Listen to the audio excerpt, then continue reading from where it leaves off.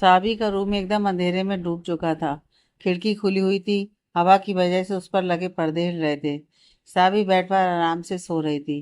तभी कोई खिड़की से अंदर आ गया। उसके पूरे कपड़े ब्लैक थे और अपना चेहरा छुपाने के लिए उसने चेहरे पर मास्क लगाया हुआ था।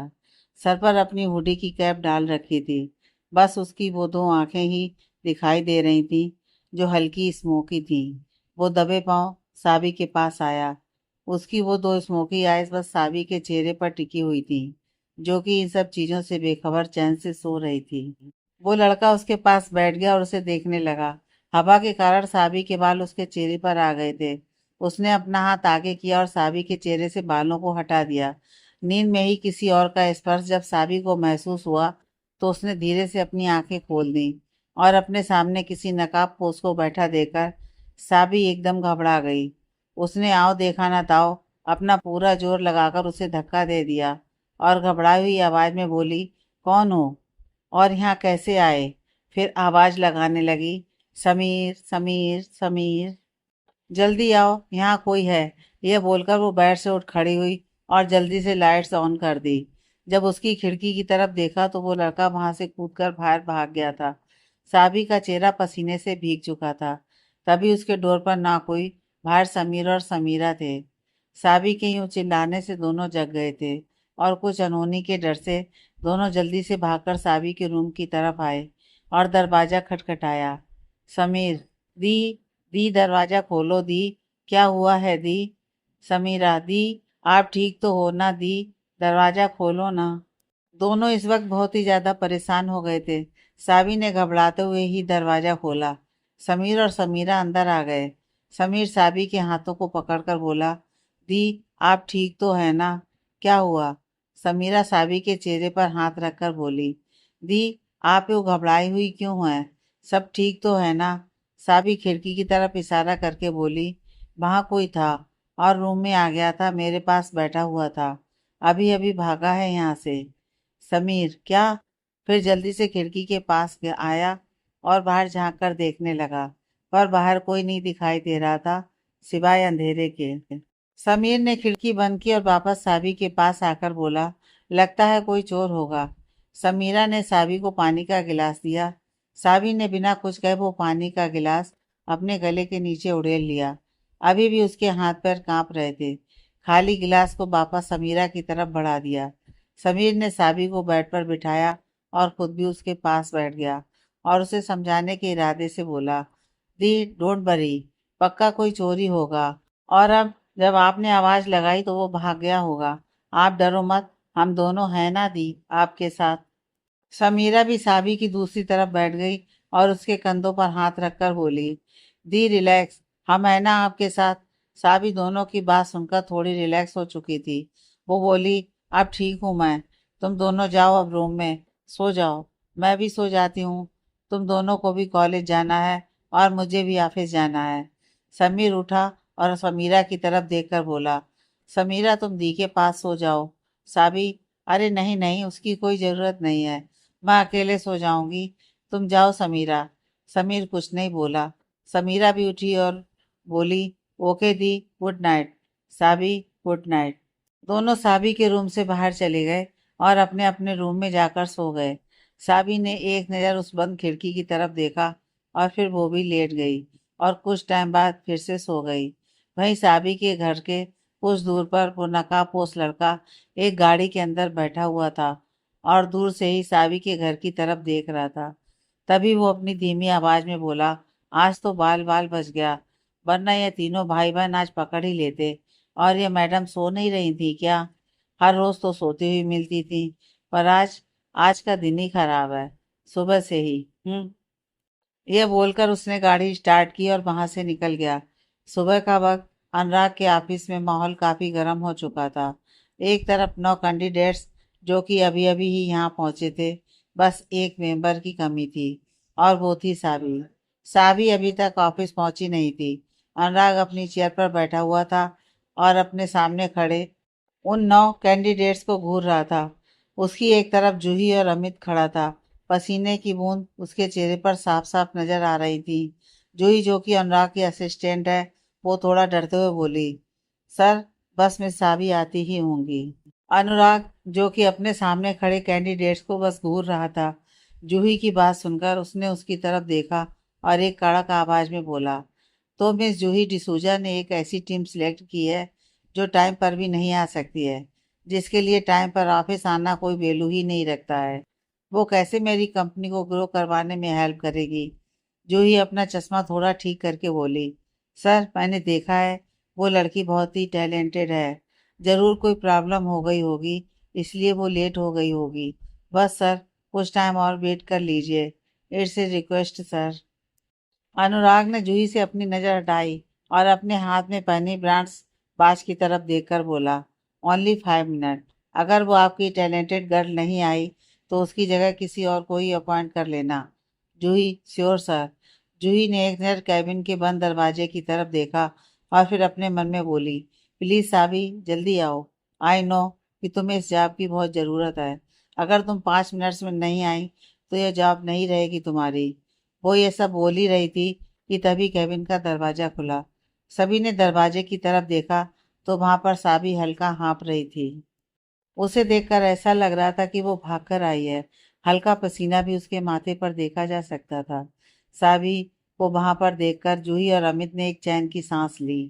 साबी ने एक गहरी सांस अंदर ली और बोली, मे आई कम इन सर? अनुराग उसे घूरता हुआ बोला, कम इन। साबी अंदर आई और सबके साथ खड़ी हो गई। अनुराग अभी भी बस साबी को ही घूर रहा था। अनुराग ने उसके कपड़े ऑब्जर्व किए तो साबी ने इस वक्त लाइट पिंक कलर की कुर्ती विद ब्लू जीन्स पहनी हुई थी और गले में एक प्रिंटेड कॉटन स्कार्फ डाला हुआ था। एक साइड अपना हैंडबैग डाला हुआ था। बालों की गूंथ कर चोटी बना रखी थी। सिंपल पर बहुत खूबसूरत लग रही थी। अनुराग ने अपना सर झटका और जूही की तरफ देखकर बोला, मिस जूही। जूही, जी सर। अनुराग सबकी तरफ इशारा करके बोला, सबको अपना काम समझा दो। जूही, जी श्योर सर। फिर सबकी तरफ देखकर बोली, एवरीवन फॉलो मी। यह बोलकर वो कैबिन की तरफ जाने लगी। बाकी सभी भी वहां से जाने लगे, पर तभी अनुराग की एक कड़क आवाज आई, जो कह रहा था, बाकी सब यहाँ से जाओ, बस मिस साबी यहीं रहेंगी। साबी ने भी बाहर जाने के लिए अपने कदम उठाए थे कि अनुराग की बात सुनकर वो वहीं रुक गई। जूही पीछे मुड़ी और बोली, सर पर मुझे अपनी बात दोबारा दोहराने की आदत नहीं है मिस जूही। ये बात शायद आप बहुत ही बेहतर तरीके से जानती हैं। जूही की बात को पूरी तरह काटकर अनुराग बोला। अनुराग की बात सुनकर जूही ने हाँ में सर हिलाया और बाकी स्टाफ मेंबर के साथ बाहर चली गई। अब सिर्फ साबी, अनुराग और अमित भी मौजूद था। अनुराग अमित की तरफ घूमा और बोला, मिस्टर अमित मिश्रा। अमित, जी सर। अनुराग उसे घूरता हुआ बोला, क्या आपको अलग से बोलना पड़ेगा यहाँ से जाने के लिए, या फिर इनविटेशन कार्ड छपाओ? अमित थोड़ा घबराकर बोला, बस सर, जा ही रहा हूँ। यह बोलकर उसने एक नज़र साबी पर डाली और फिर वहां से बाहर निकल गया। अब सिर्फ साबी और अनुराग ही बचे थे। अनुराग साबी की तरफ मुड़ा और उसे घूरता हुआ बोला, तो मिस साबी दत्त, शायद आप जानती नहीं हैं कि मुझे टाइम पर आने वाले एम्प्लॉय ज़्यादा पसंद हैं, और जो टाइम पर नहीं आते हैं वो कुछ खास पसंद नहीं आते हैं। आगे से ध्यान रखना कि टाइम पर आओ और मेरे आने से पहले। साबी, सॉरी सर, आगे से मैं टाइम पर आने की कोशिश करूँगी। वो एक्चुअली आज मेरी मुझे आपकी कोई मनगढ़ंत कहानी नहीं सुननी है। आप जाइए और काम कीजिए। साबी की बात बीच में काटते हुए अनुराग बोल उठा और फिर अपना लैपटॉप खोलकर उस पर अपनी उंगलियां चलाने लगा। साबी ने लाचारी से अनुराग की तरफ देखा और फिर बोली, सर, क्या मैं जाऊं? अनुराग लैपटॉप पर अपनी उंगलियां दौड़ाता हुआ बड़े एरोगेट तरीके से बोला, तो क्या आपको हमारी कंपनी सिर्फ खड़े होने के पैसे देगी? साबी ने एक बार फिर से नीचे गर्दन करके बोली, सॉरी सर। यह बोलकर वो कैबिन से बाहर निकल गई। साबी के बाहर जाने के बाद अनुराग ने अपना चेहरा ऊपर उठाया और बंद कैबिन के दरवाजे की तरफ देखकर एक डेबिल स्माइल के साथ बोला, मिस साबी, इतनी भी क्या जल्दी है? फिर वापस से काम में लग गया। साबी बाहर आई तो सामने ही जूही और अमित खड़े थे। शायद साबी के बाहर आने का ही वेट कर रहे थे। साबी के बाहर आते ही जूही बोली, मिस साबी, आप ठीक तो हैं ना? और सर ने क्या कहा? कहीं उन्होंने आपको जॉब से बाहर तो नहीं निकाल दिया ना? अमित, हाँ साबी, कुछ तो बोलो। क्या हुआ? क्या कहा सर ने? साबी दोनों को शांत कराते हुए बोली, आप दोनों मुझे बोलने का तो मौका दो। अमित और जूही साबी की बात सुनकर शांत हुए। साबी आगे बोली, सर ने मुझे कुछ नहीं कहा, बस ये बोला कि आइंदा टाइम से आना, उसके अलावा कुछ नहीं कहा। पर आप दोनों इतने परेशान क्यों लग रहे हैं? Everything is okay. जूही ने एक गहरी सांस ली और बोली, हाउ लकी यू आर। वरना तो जो टाइम पर नहीं आते हैं ना तो वो यहाँ प्रेजेंट भी नहीं होते हैं। खैर, जाने दो ये सब, अब तो बस काम पर ध्यान दो। आओ मैं आपको सब समझाती हूँ। यह बोलकर उसने साबी का हाथ पकड़ा और वहां से दूसरी तरफ ले गई। अमित भी अपने केबिन की तरफ चला गया। जूही ने साबी को सारा काम समझाया और फिर वो भी वहां से चली गई। साबी भी अपने काम में लग गई। कुछ टाइम बाद ही वहां पर एक पियोन आया और साबी से बोला, मैम आपको विपिन सर अनुराग के पापा बुला रहे हैं। साबी उठी और बोली, आप मुझे पता दीजिए कि उनका केबिन कहाँ है, मैं चली जाऊंगी। पियोन अपने हाथ से इशारा करके बोला, मैम सीधा जाइए और वहां से लेफ्ट टर्न कीजिए और सामने ही केबिन है सर का। Sabi thank you. फिर वो वहां से विपिन जी के केबिन की तरफ चली गई। साबी विपिन जी की बात करके उनके केबिन से बाहर निकली और वापस जाकर अपनी टेबल पर बैठ गई। फिर काम करने लगी। ऐसा ही शाम हो गई। सभी अपने अपने घर जाने लगे। साबी भी अपना बैग लेकर बाहर आ गई। आज सुबह जब वो घर से निकली थी तब उसने देखा तो स्कूटी के टायर में हवा ही नहीं थी, इसलिए फिर उसे बस से आना पड़ा था, जिस वजह से ही तो आज वो लेट हो गई थी। पर अब उसे टेंशन थी कि अब वो क्या करे। वो बाहर खड़ी होकर फोन में कैब देखने लगी। अगर कोई आसपास मिल जाती तो उसे आसानी होती। तभी उसे पीछे से आवाज आई, साबी साबी। साबी पीछे मुड़ी तो सामने विपिन जी खड़े थे। साबी उनके पास आई और बोली, जी क्या हुआ?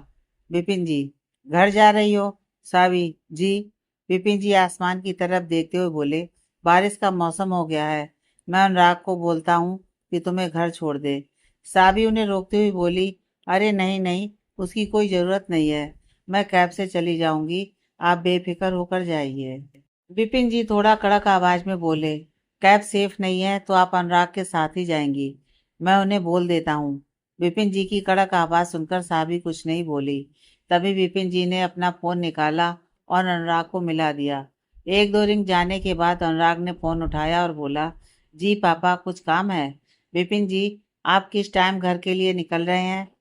अनुराग, पा लिफ्ट में हूँ, बस घर ही जाने के लिए निकल रहा हूँ। और आप, क्या आप घर पहुँच गए हैं? विपिन जी, ठीक है, आप नीचे आइए, मैं भी नीचे ही हूँ।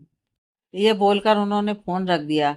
कुछ टाइम में अनुराग नीचे आया और उनके पास जाकर बोला, जी पा क्या हुआ? Everything is fine. ये बोलते हुए ही उसकी नज़र साबी पर गई, जो कि अपनी नज़र नीची करके खड़ी थी।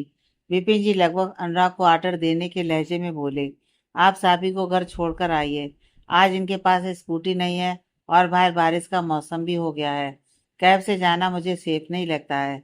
विपिन जी की बात सुनकर अनुराग ने एक नज़र साबी को देखा और फिर विपिन जी की तरफ देखकर बोला, ओके पा, मैं छोड़ दूंगा इन्हें, आप जाइए। यह बोलकर अनुराग ने गाड़ी के पास आकर उनके लिए पीछे का दरवाजा खोला। विपिन जी साबी की तरफ देखकर बोले, आराम से जाना साबी। साबी मुस्कुराकर बोली, डोंट वरी। विपिन जी गाड़ी में बैठे और ड्राइवर ने गाड़ी स्टार्ट की और घर की तरफ ले ली। अनुराग बिना कुछ कहे सीधा अपनी गाड़ी में ड्राइविंग सीट पर बैठ गया। साबी भी चुपचाप पैसेंजर सीट पर आकर बैठ गई। साबी के बैठने के बाद अनुराग ने गाड़ी स्टार्ट की और साबी के घर की तरफ ले ली। गाड़ी में दोनों शांत थे। एक अजीब सी खामोशी पसर गई थी वहां पर। तभी अनुराग आगे देखता हुआ बोला, आजकल लोग भी अजीब हो गए हैं, बेशक एक दूसरे को जानते हो पर अनजान बनने की एक्टिंग तो एकदम सुपर्ब करते हैं। अनुराग की बात सुनकर साबी, जो कि अपना मुंह दूसरी तरफ करके बैठी हुई थी और गाड़ी से बाहर देख रही थी, वो बिना अनुराग की तरफ देखे ही बोली, आजकल चोरों का भी पता ही नहीं चलता है, रातों को किसी के घर घुस जाते हैं और तो और स्कूटी के टायर से हवा भी निकाल देते हैं। मुझे क्या लगता है ना कि चोरी से ज्यादा स्कूटी के टायर से हवा निकालने में मजा आता है। साबी की बात सुनकर अनुराग ने झट से गाड़ी के ब्रेक्स लगा दिए और साबी की तरफ देखने लगा।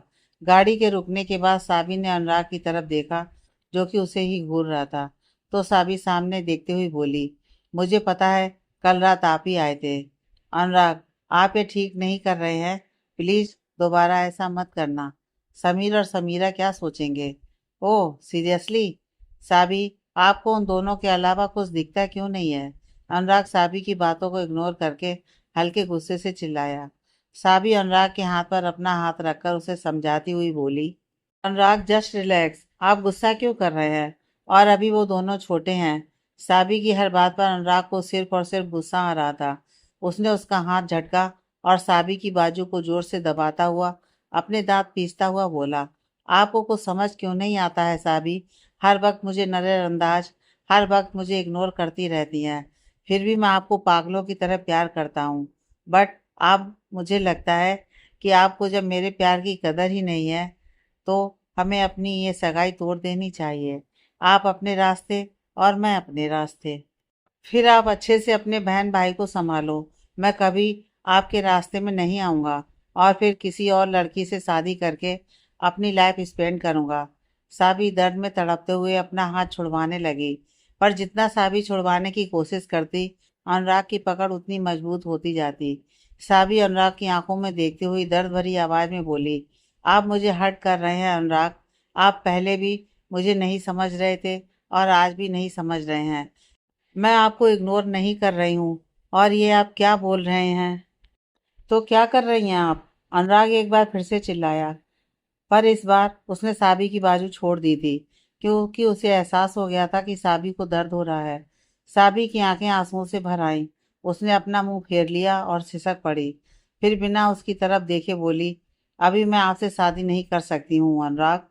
मेरे सर पर मेरे छोटे भाई बहन की जिम्मेदारियां हैं और उनसे मैं नहीं भाग सकती हूँ। अनुराग साबी की तरफ देखता हुआ बोला, तो मैंने कहा था ना कि शादी के बाद वो दोनों हमारे साथ रहेंगे। पर आपको यह बात आज तक समझ नहीं आई है। मैं भी उनका कुछ लगता हूँ साबी। साबी अपने आंसू पोंछकर अनुराग की तरफ देखकर बोली, मैं नहीं चाहती कि मेरे भाई बहन किसी पर भी बोझ बने। और मैं उन दोनों को ये कभी महसूस नहीं होने दे सकती हूँ कि उनके पास बाबा या माँ नहीं है।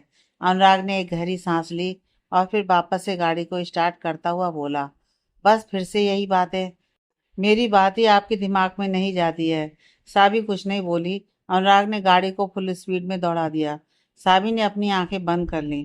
कुछ टाइम बाद अनुराग ने गाड़ी रोकी।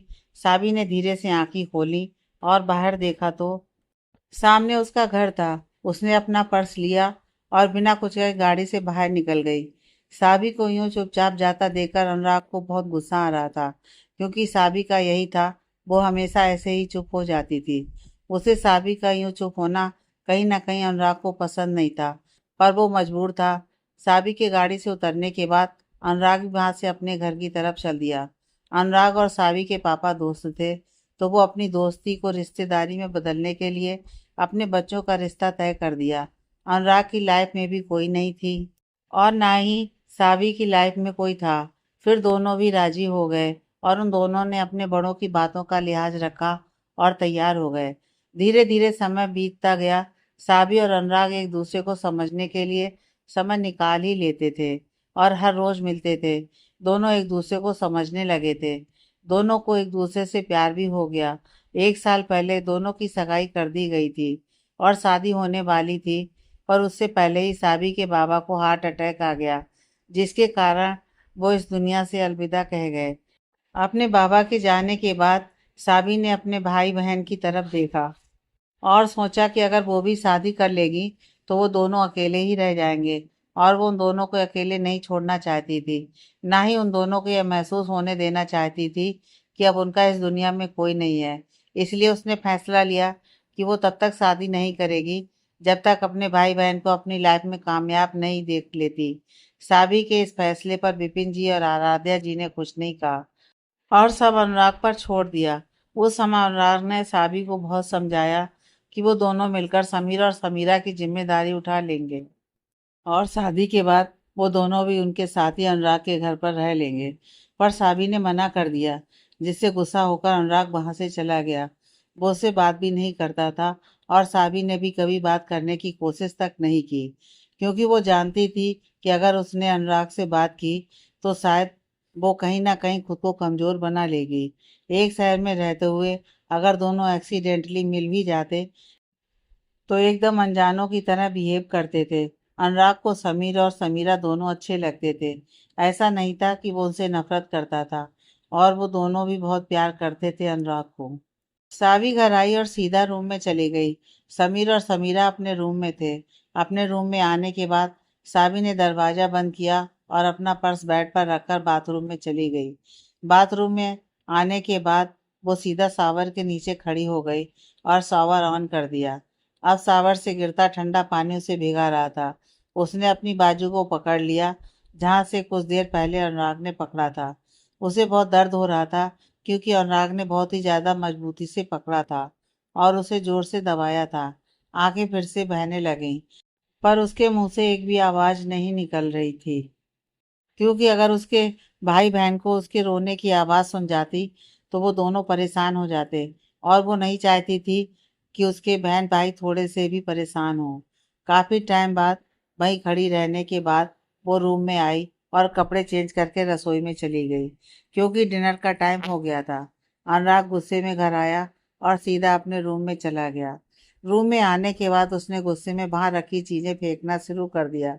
उसी देर में उसने पूरे कमरे का कबाड़ खाना बना दिया था, पर अब भी उसका गुस्सा शांत नहीं हुआ था।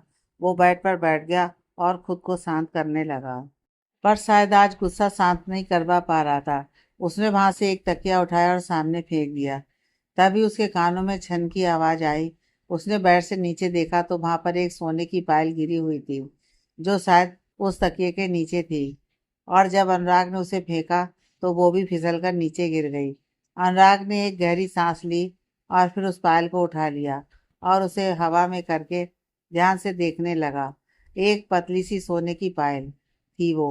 अनुराग ने उसे अपनी मुट्ठी में बंद किया और बेड पर लेट गया। उसने कसकर अपनी आंखें बंद कर लीं। दी, कहाँ हैं आप? समीरा साबी के रूम में आती हुई बोली। साबी, जो कि अभी अभी ही बाथरूम से बाहर आई थी, वो टॉवल से अपने बालों को खोलती हुई बोली। क्या हुआ? समीरा उसके पास आती हुई अपना फोन उसकी तरफ करके बोली। दी, देखिए ना, मेरे फोन को क्या हो गया? आज सुबह से ही खराब है। अपने आप कुछ ना कुछ हो जाता है। लगता है अब तो न्यू फोन खरीदना पड़ेगा। साबी आईने के सामने खड़ी होकर अपने बालों को झाड़ती हुई बोली। जब सैलरी मिलेगी तब तुझे न्यू फोन दिला दूंगी। साबी की बात सुनकर समीरा खुश हो गई और साबी को साइड हक करते हुए बोली, थैंक यू दी। अच्छा, अब आप बाहर आ जाइए। मैंने और समीर ने आज का डिनर बनाया है। समीरा उससे अलग हुई तो साबी बोली, ठीक है, तुम चलो, मैं आती हूँ। समीरा वहां से चली गई। साबी भी कुछ टाइम बाद बाहर आ गई और अपने भाई बहन के साथ डिनर किया। उसके बाद साबी ने दोनों को पढ़ने का बोल दिया और बचा हुआ काम खुद कर लिया। आज उसका मन ही नहीं लग रहा था किसी चीज में, बस सारा काम बेमन से कर रही थी। फिर वो अपने रूम में आई और लाइट्स बंद करके बेड पर लेट गई। एक बार फिर से उसकी आंखें नम हो चली थी। अपनी बाजुओं को अपने हाथ में पकड़कर तकिए में मुंह छुपाकर फपक फपक कर रोने लगी। बचपन से काफी कुछ देखा था उसने। पहले माँ का हाथ सिर से उठ गया, और उसके बाद जब भगवान ने उसको दूसरी माँ दी जो उससे बहुत प्यार करती थी, एक दिन उसका भी साया छिन गया। छोटे छोटे बहन भाई के लिए वो उनकी बहन कम और माँ बनना पड़ा। उनकी एक माँ जैसी देखभाल की, और अब सिर से बाबा का हाथ भी उड़ गया। उम्र से पहले ही समझदार बन गई। कभी खुद के लिए तो उसने सोचा ही नहीं। क्या भगवान ने उसकी जिंदगी में ही सारे दुखों का पहाड़ डाल दिए हैं, और जिससे वो उम्मीद लगाए बैठी है कि कम से कम वो इंसान तो उसे समझे, पर वो भी नहीं समझ रहा है। एक वक्त वो एकदम अकेला महसूस कर रही थी, क्योंकि अपनी मजबूरी पर रोने के अलावा उसके पास कुछ नहीं था। वो कुछ कर ही नहीं पा रही थी। ऐसे ही दिन बीतने लगे, और देखते ही देखते एक हफ्ता कब बीत गया पता ही नहीं चला। अब बिपिन जी ने अपनी सीईओ की कुर्सी अनुराग को दे दी थी, और आज रात को नए सीईओ बनने की खुशी में उन्होंने घर पर ही एक पार्टी रखी हुई थी। ऑफिस के employees, board members, share holders और कुछ खास लोग इस पार्टी में शामिल थे। भाई, आज पार्टी की रौनक देखते ही बन रही थी, और ऊपर से ये चांद रात तो माहौल में चार चांद लगा रही थी। सभी अनुराग को बधाइयां दे रहे थे, और वो भी सबसे मुस्कुराकर बातें कर रहा था। पर इस वक्त वहाँ सबकी मौजूदगी में भी वो थोड़ा अकेला फील कर रहा था। जैसे उसका कुछ तो आधा है। तभी उसने अपनी नजरें एंट्रेंस की तरफ घुमाई तो वहां बस देखता ही रह गया। सांसें इस पल में मानो लेना ही भूल गया हो। साबी अंदर की तरफ ही आ रही थी। आज उसने कुर्ती और जीन्स नहीं बल्कि एक ब्लैक नेट की प्लेन साड़ी पहनी हुई थी और उसके साथ कट स्लीव्स का ही मैचिंग ब्लाउज जिसका पीछे का गला काफी डीप था। खुले बाल, कानों में छोटे छोटे इयररिंग, मेकअप के नाम पर सिर्फ काजल और रेड लिपस्टिक। इस वक्त वो बेहद खूबसूरत लग रही थी। जो भी उसे देख रहा था अपनी नजर नहीं हटा पा रहा था उससे। साबी के साथ जूही और अमित भी थे। तीनों चलकर अनुराग के पास आए। अनुराग ने अपनी नज़र साबी की तरफ से हटा ली और अमित की तरफ देखने लगा। Amit, congratulation sir. Juhi, congratulation sir. हमें बहुत खुशी हुई कि आप सीईओ बने। होप सो हम आगे भी अपनी कड़ी मेहनत के साथ यूं ही काम करते रहेंगे। अनुराग उन दोनों की तरफ देखकर हल्का सा मुस्कुराया और बोला, thank you both of you, enjoy करो। जूही और अमित वहां से चले गए। अब वहां पर साबी और अनुराग ही थे। साबी बड़ी हिम्मत करके बोली, कांग्रेचुलेसन सर। अनुराग ने साबी की बात का कोई जवाब नहीं दिया और वहां से चला गया। अनुराग का यूं स्ट्रेंजर्स जैसा बिहेवियर साबी को बहुत चुभ सा रहा था। तभी किसी ने उसके कंधे पर हाथ रखा और पीछे मुड़ी तो देखा कि वहां पर आराध्या जी खड़ी थी। वो हल्का सा मुस्कुराई और आराध्या जी के गले लगकर बोली, आई मिस यू मम। कैसी हैं आप? आराध्या जी नाराजगी का झूठ मूठ का नाटक करते हुए बोली, हाँ ये अच्छा है आपका साबी। सामने आने पर आई मिस यू मम और वैसे ना फोन करना ना घर आना। क्यों? साबी उनसे अलग हुई और अपने दोनों कानों को पकड़कर बोली, सॉरी मम, अब माफ भी कर दो अपनी इस नादान बेटी को। आराध्या जी हल्का सा मुस्कुराई और साबी के हाथों को नीचा करते हुए बोली, अच्छा अब बस भी कर और ये बता कि वो दोनों शैतान कैसे हैं। साबी, ठीक है वो दोनों भी। आराध्या जी, तो ले आती यहाँ, पार्टी में कम से कम मिल ही लेते उन दोनों से। वैसे तो कभी आना नहीं होता है तुम तीनों का। एक साल में तो मानो जैसे भूल सी गई हो हम तीनों को। साबी आराध्या जी को साइड हक करते हुए बोली, आप तो जानती हैं ना मॉम कि कितना काम रहता है। तो बस पर आगे से ध्यान रखूंगी और आप सबको नहीं भूल सकती मैं। आप सभी तो मेरी जिंदगी हो। आप, समीर, समीरा और अनु, आई मीन आप सभी। आराध्या जी और अनुराग। साबी, हाँ।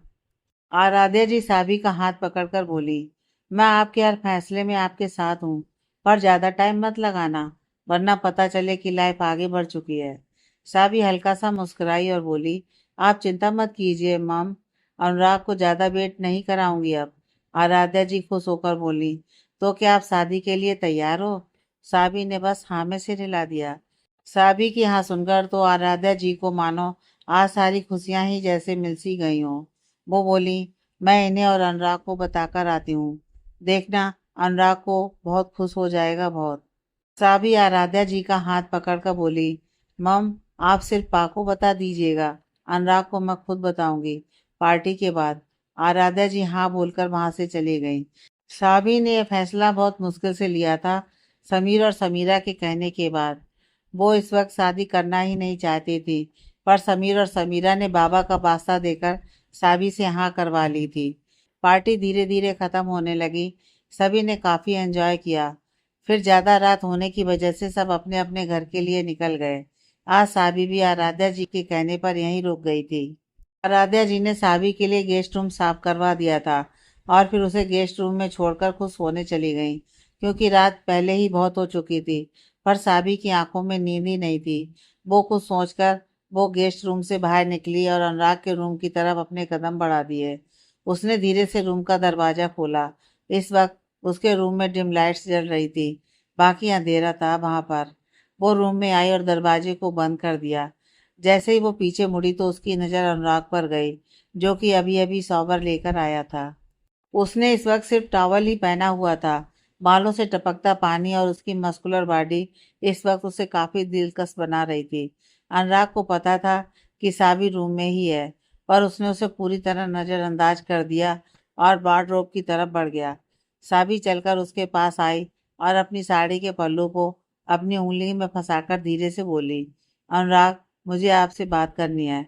अनुराग ने कुछ नहीं कहा और अपने कपड़े निकालकर बाथरूम में जाने लगा, पर साबी ने उसके हाथों से उसके कपड़े छीन लिए और बेड पर फेंक दिए और अनुराग के गले से लग गई। अनुराग उसे खुद से दूर करता हुआ बोला, I said leave me Sabi, पर साबी ने उसको कसकर गले लगाया हुआ था। अनुराग ने अपना पूरा जोर लगाकर साबी को खुद से दूर धकेल दिया, जिसके कारण साबी का पैर उसकी साड़ी के पल्लों में उलझ गया और अनुराग के हाथों में साबी के ब्लाउज की डोरी उलझ गई और वो झट से खुल गई। साबी भी खुद को संभाल नहीं पाई और बेड के ऊपर गिर गई। साबी की खुली पीठ अब अनुराग के सामने थी।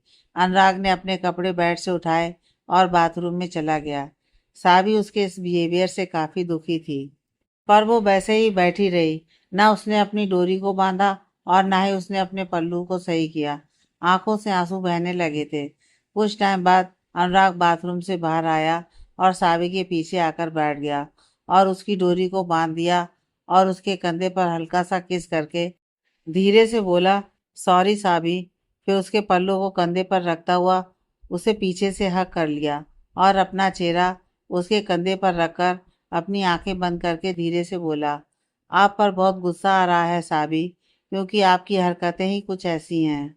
इस वक्त मैं नाराज हूँ आपसे, पर फिर भी आपसे सॉरी बोल रहा हूँ अपने कुछ देर पहले वाले बिहेवियर के लिए। आप अच्छे से जानती हैं कि मुझे आपसे जुदाई और बर्दाश्त नहीं है। साबी वैसे ही बैठी हुई रुंधे गले से बोली, क्या मुझे अच्छा लग रहा है ये सब? सोचा था कि आप मुझे कुछ टाइम देंगे, थोड़ा रुक कर। खैर, मुझे आपकी ये नाराजगी और आपका ये बिहेव बहुत चुभ रहा है। मुझसे अब और बर्दाश्त नहीं होता है ये सब, इसलिए मैं तैयार हूँ शादी के लिए। साबी की बात सुनकर अनुराग की पकड़ साबी पर ढीली हो गई।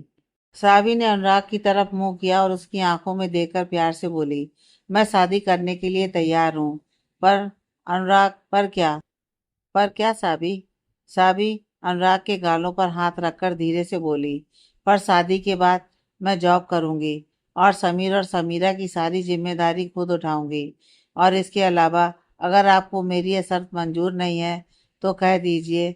मैं शादी साबी आगे कुछ बोल ही नहीं पाई, क्योंकि अनुराग ने अपनी उंगली उसके होठों पर रख दी थी और नामे सर हिलाकर बोला, आपको ये करने की कोई जरूरत नहीं है साबी।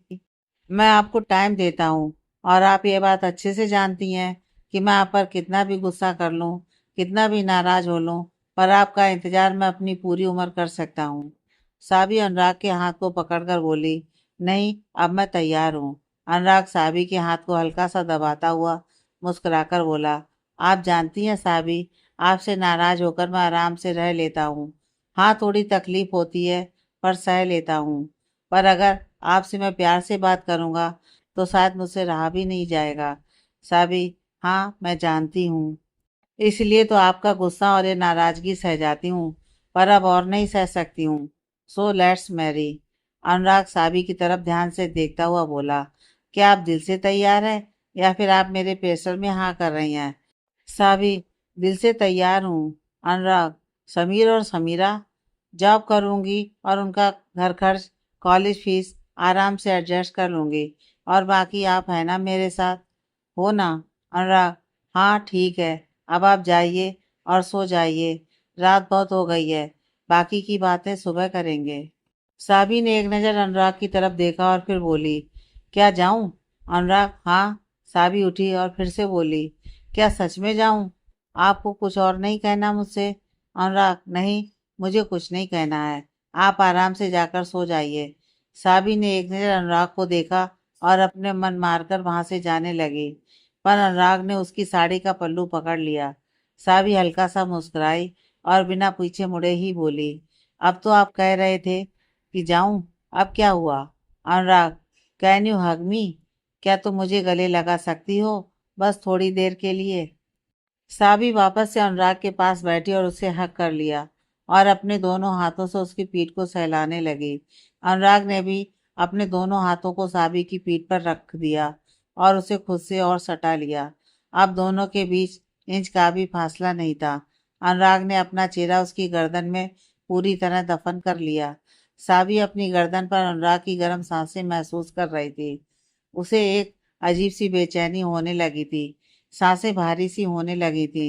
अनुराग के हाथ अब उसकी पीठ पर हरकत करने लगे थे, कभी उसकी खुली पीठ पर तो कभी उसकी खुली पतली सी कमर पर।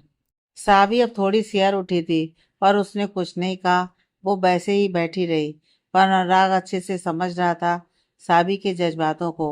वो उससे अलग हुआ और बोला, जाइए अब, वरना मैं खुद को और संभाल नहीं पाऊंगा। And you look so beautiful in this sari. Sabi थोड़ा सा अनुराग की तरफ झुकी और उसके गाल पर किस कर दिया और फिर जल्दी से वहां से चली गई। अनुराग के हाथ खुद ब खुद अपने गाल पर चले गए। साबी की इस हरकत पर वो मुस्कुरा दिया। सुबह का वक्त कश्यप मेंशन में डाइनिंग एरिया में सभी बैठकर ब्रेकफास्ट कर रहे थे। साबी बेटा, आप कुछ तो लो, ये लो जूस। आराध्या जी साबी से बोली, जो कि थोड़ा थोड़ा ब्रेकफास्ट कर रही थी। साबी, नहीं मॉम, मेरा हो गया है। विपिन जी, इतनी जल्दी हो गया आपका? साबी, जी पा, मुझे घर जाना है। समीर और समीरा मेरा वेट कर रहे होंगे। विपिन जी ने एक नज़र अनुराग की तरफ देखा और फिर वापस से साबी की तरफ देखकर बोले, साबी, ये सब आप छोड़िए बेटा, और ये बताइए कि क्या आप सच में शादी के लिए तैयार हैं? साबी नीचे गर्दन करके धीरे से बोली, जी पा, मैं तैयार हूँ। विपिन जी का चेहरा और खिल गया। वो बोले, देखना, मैं आप दोनों की शादी बड़े धूमधाम से करूँगा, कोई कमी नहीं छोड़ूंगा। नहीं पा, मैंने सोचा है कि हम एक सिंपल सी ही शादी करेंगे। अपने पापा यानी विपिन जी की बात सुनकर अनुराग बोला। विपिन जी एक पल के लिए खामोश से हो गए, पर फिर थोड़ा रुककर वो बोले, अच्छा ठीक है, जैसा आप चाहो। अनुराग साबी की तरफ देखकर विपिन जी से बोला, बहुत सोचने के बाद मैंने डिसाइड किया है कि हम कोर्ट मैरिज करेंगे। ज़्यादा कुछ करने की जरूरत भी नहीं है। आप दोनों क्या कहते हैं इस बारे में? ये बोलकर अनुराग ने अपनी नज़र साबी से हटाकर विपिन जी और आराध्या जी पर जमा ली। विपिन जी, ठीक है। आराध्या जी विपिन जी और अनुराग की तरफ देखकर बोली, क्या ठीक है? माना कि कोर्ट मैरिज में कोई खराबी नहीं है, पर हमारे कल्चर का क्या होगा? मुझे आप दोनों की शादी इंडियन कल्चर से होते हुए देखनी है, ना कि वो पेपर वाली शादी। अनुराग अपनी माँ यानी आराध्या जी की बात सुनकर वो सोचकर बोला, हाँ, हम कोर्ट मैरिज के साथ साथ इंडियन कल्चर से भी शादी कर लेंगे, बट एकदम सिंपल। ओके मम? आराध्या जी, ठीक है, जैसा आप दोनों चाहो। साबी की तरफ देखकर मुस्कुराई। और वैसे भी मैं तो चाहती हूँ कि जल्दी से साबी हमारे घर में बहू बनकर आ जाए। साबी बस नीचे गर्दन करके बैठी हुई थी और अनुराग बस साबी को ही देख रहा था, क्योंकि वहाँ सब बोल रहे थे सिवाय साबी के। कुछ टाइम बाद सबने ब्रेकफास्ट किया। विपिन जी ने तो अब अपनी सीईओ की जिम्मेदारी से छुट्टी ही ले ली थी।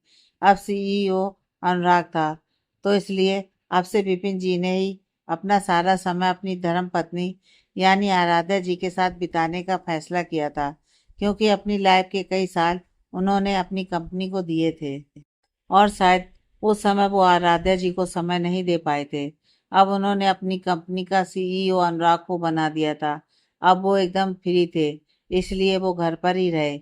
अनुराग और साबी ब्रेकफास्ट करके निकल गए थे। सबसे पहले अनुराग ने साबी को घर ड्रॉप करने का सोचा। अनुराग के घर से लेकर साबी के घर तक का सफ़र करीब 35 मिनट का था।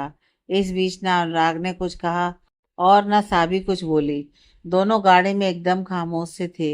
हल्के गाने की आवाज़ म्यूजिक सिस्टम से आ रही थी। कुछ देर बाद ही अनुराग ने साबी के घर के बाहर गाड़ी रोकी। साबी अनुराग की तरफ देखकर बोली, आप अंदर चलिए ना, समीर और समीरा दोनों खुश हो जाएंगे। अनुराग साबी की तरफ देखकर बोला, हाँ, तब तक आप ऑफिस के लिए तैयार हो जाना, फिर साथ में ही ऑफिस चलेंगे। साबी ने बस अपनी गर्दन हिला दी। दोनों गाड़ी से उतरे और घर के बाहर आकर डोरबेल बजाई। एक दो बार बजाने के बाद ही समीर ने दरवाज़ा खोला। अपने सामने साबी और अनुराग को खड़ा देखकर वो मुस्कुराया और बोला, हेलो जीजू, हेलो दी। साबी ने प्यार से समीर का गाल छुआ और अंदर आ गई। अनुराग ने समीर के कंधे को हल्का सा थपथपाया और बोला, क्यों साले साहब, बहुत प्यार करवाया जा रहा है मेरी साबी से? अनुराग समीर को अंदर लाता हुआ बोला, बस कुछ दिन और, उसके बाद दी का सारा प्यार आपको ही मिलेगा। अनुराग, हाँ, समझदार हो गए हो। समीर बस मुस्कुरा दिया। साबी समीरा को बहाना देकर समीर से बोली, समीर, समीर। हाँ दी। साबी, समीरा कहाँ है, दिखाई नहीं दे रही है। समीर थोड़ा अटकता हुआ बोला। वो दी समीरा। साबी समीर के यूं अटकने से थोड़ा परेशान सी हो गई थी। वो बोली, क्या क्या हुआ समीरा को? कहाँ है वो? समीर रूम की तरफ इशारा करके बोला। दी, वो वहां है। साबी परेशान सी रूम की तरफ बढ़ गई और दरवाजा खोलकर अंदर आ गई। साथ साथ समीर और अनुराग भी अंदर आ गए थे। समीरा को बेड पर लेटा देख साबी उसके पास आई और उसके सर पर प्यार से हाथ फिराती हुई बोली, समीरा, समीरा क्या हुआ? समीरा धीरे से अपनी आंख खोलते हुए बोली, दी, आप आ गई? साबी, हाँ, तुम्हें क्या हुआ? समीरा, दी, सिर में बहुत दर्द है। साबी, दवाई ली? समीरा, हाँ, अभी ली है। साबी उठी और बोली, अच्छा ठीक है, आज तुम घर पर ही आराम करो, कॉलेज मत जाना आज। और समीर की तरफ देखकर, तुम भी यहीं रहना। समीर, ओके दी। साबी, मैं तैयार होकर आती हूँ। साबी वहां से चली गई। समीरा उठकर बैठ गई और अनुराग की तरफ खुश होकर बोली, जीजू कैसे हैं आप? अनुराग वहीं बेड पर बैठ गया और बोला, मैं ठीक हूँ। फिर थोड़ा रुककर, थैंक यू तुम दोनों को, साबी को शादी के लिए हाँ करवाने के लिए। समीर, इसमें थैंक यू की कोई बात नहीं है जीजू। इनफैक्ट हम खुद चाहते हैं कि दी अब शादी कर लें और अपनी लाइफ में खुश रहें। समीरा, हाँ जीजू, आपको पता है, दी कहती नहीं है पर वो आपको बहुत मिस करती थी। अनुराग, जानता हूँ। समीर, तो शादी कब कर रहे हैं आप दोनों? अनुराग, नेक्स्ट वीक कोर्ट मैरिज करने का डिसाइड किया है और साथ में मंदिर में शादी कर लेंगे। समीर और समीरा खुश हो गए। अनुराग, आज का क्या प्लान है? समीर, इसलिए तो आज हम दोनों यहीं रुके हैं। समीरा की तरफ देखकर, बेचारी को सरदर्द का बहाना बनाना पड़ा। अनुराग, हाँ, गुड, आज मैं साबी को घर देरी से लेकर आऊंगा, बाकी जिम्मेदारी तुम दोनों की। समीर और समीरा दोनों ने अपना सिर हिला दिया। कुछ टाइम बाद साबी और अनुराग ऑफिस के लिए निकल गए।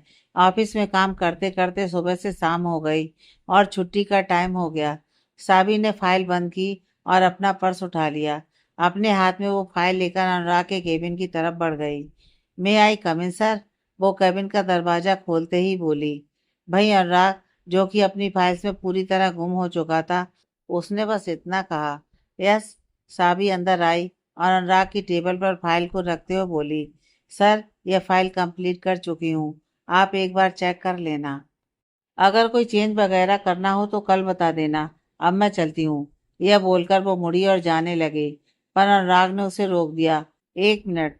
साबी मुड़ी और बोली, जी। अनुराग ने एक नज़र अपनी टेबल पर मारी और फिर उसकी तरफ देखकर बोला, देख रही हैं इस टेबल की क्या हालत हो गई है? कोई चीज़ सही जगह नहीं है, फाइल्स भी इधर उधर फैली हुई हैं। क्या आप मेरी टेबल अरेंज कर दोगी? साबी घड़ी में देखते हुए बोली, पर सर, मुझे घर जाना है, वरना मैं लेट हो जाऊंगी। मैं कल आकर अच्छे से अरेंज कर दूंगी। अनुराग मुंह लटकाकर बोला, ठीक है, जाइए आप। वैसे भी मैं होता ही कौन हूँ आपका जो आप मेरी बात सुनेंगी।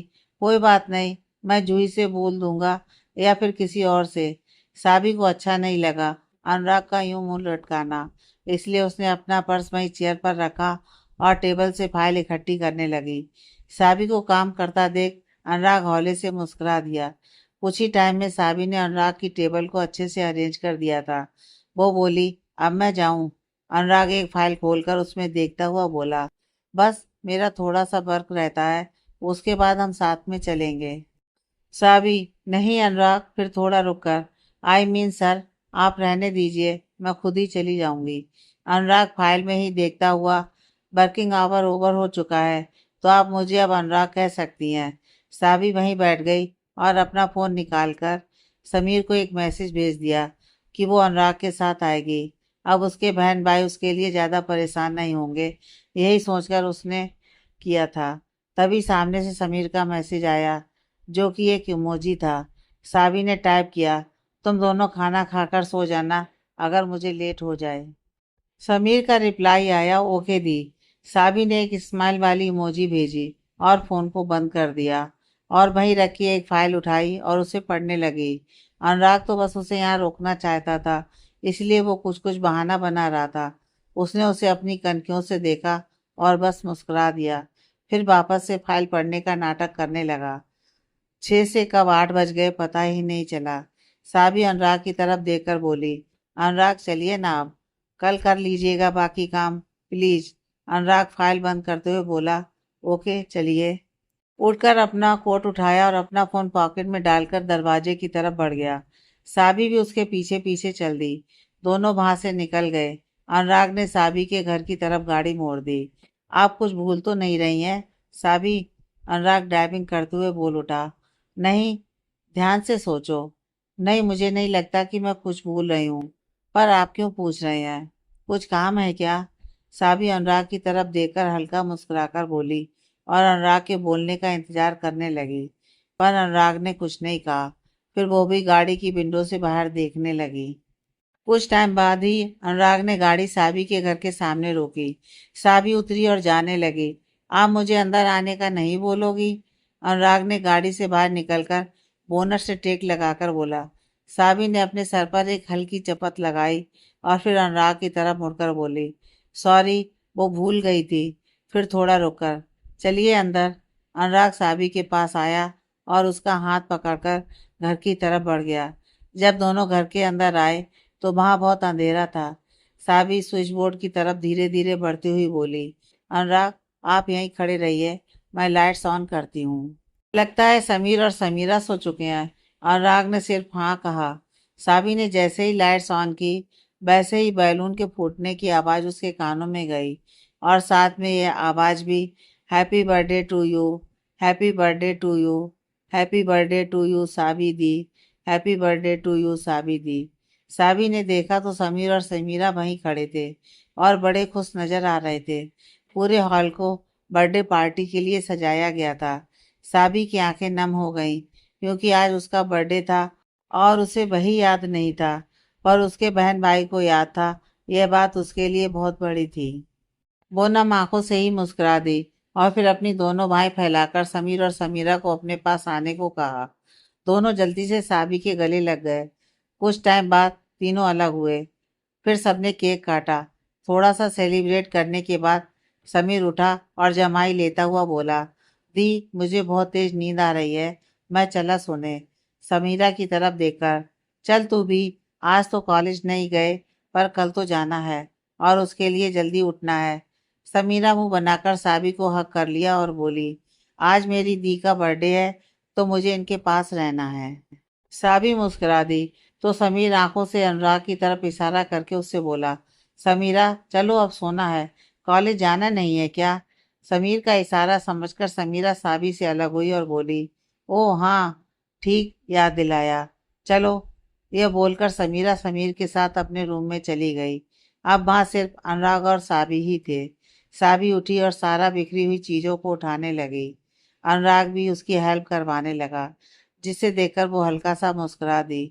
उस टाइम में दोनों ने मिलकर वहां साफ सफाई कर दी थी। फिर वो अनुराग की तरफ देखकर बोली, आप यहीं बैठिए, मैं कपड़े चेंज करके आती हूँ। अनुराग ने बस हाँ में सिर हिला दिया। साबी रूम में चली गई तो अनुराग भी उठा और रूम में ही आ गया। Happy birthday Sabi. साबी को ड्रेसिंग टेबल के सामने खड़ा देख अनुराग उसे पीछे से अपनी बाहों में भरता हुआ बोला, आगे की कहानी नेक्स्ट पार्ट में।